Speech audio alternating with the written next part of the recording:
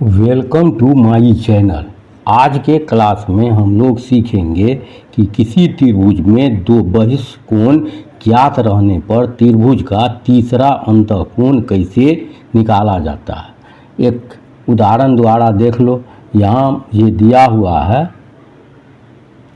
कि कोण S P R 135 degree और कोण पी क्यू टी ये 110 डिग्री और कोण पी आर क्यू आर ये कोण निकालना। तो ये त्रिभुज है, भुजा बढ़ाया गया है इस भुजा को, तो इस भुजा और इसमें 135 का कोण बनता है और इस भुजा को इधर बढ़ाया गया है टी तक, तो इस भुजा और इसमें बढ़ाए हुए भाग में 110 डिग्री का कोण बनता है। तो ये कोण हमको मांग रहा है, तो इसका नामकरण जो है, तो ये मालूम है, इसको निकालना। इसका नामकरण कर दो 1 2 3, यानी यही तीसरा कोण मुझे मालूम करना है। तो सबसे पहले देखते हैं कि कोण 1 और ये कोण एस पी आर ये 180 डिग्री हो गया। तो ये 180 डिग्री कहाँ से लिख लिए? रैखिक युग्म अभिगृहित से, रैखिक युग्म अभिगृहित से यानी एक रेखा का कोण 180 डिग्री होता है। तो इसलिए एक यह कोण हमको दिया हुआ है कितना? 135, तो कितना हो गया? 180 डिग्री। कोण एक निकाल लो, तो 180 में से 135 डिग्री घटा लो तो कितना बचेगा? 45 डिग्री बचेगा। पुनः दूसरा भी ले लेते हैं।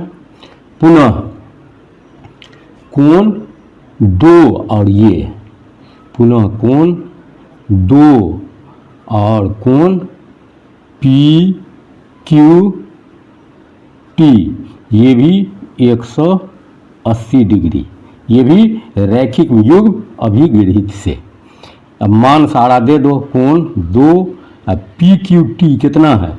110 डिग्री है, 110 ये डिग्री में लिख दो 180 डिग्री।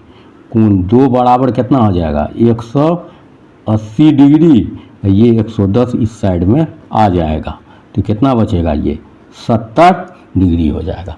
यानी त्रिभुज में कोण 1 मालूम है, कोण 2 मालूम हो गया, तीसरा कोण आसानी से हम निकाल दे सकते हैं। अब त्रिभुज पी क्यू आर में कितना? कोण 1 और कोण 2 और कोण 3 कितना आ जाएगा? 180 डिग्री। कहाँ से लिख दिए? तो त्रिभुज के तीनों कोणों का योग 180 डिग्री होता है। त्रिभुज के तीनों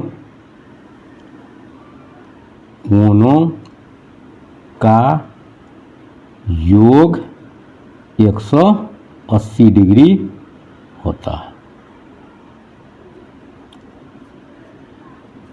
कोणों का योग 180 डिग्री होता है। अब कोण 1 का मान दे दो, तो कोण 1 कितना निकाले हैं? 45 डिग्री। कोण 1 45 डिग्री और कोण 2 कितना निकाले हैं? 70 डिग्री। ये 45 ये 70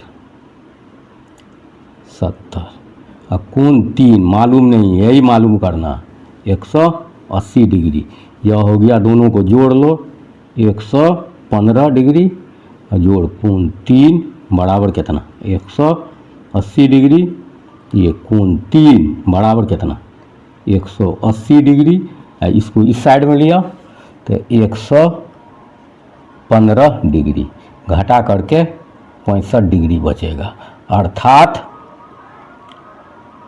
अर्थात कोण PRQ बराबर कितना 65 डिग्री। यही मेरा आंसर हुआ। धन्यवाद।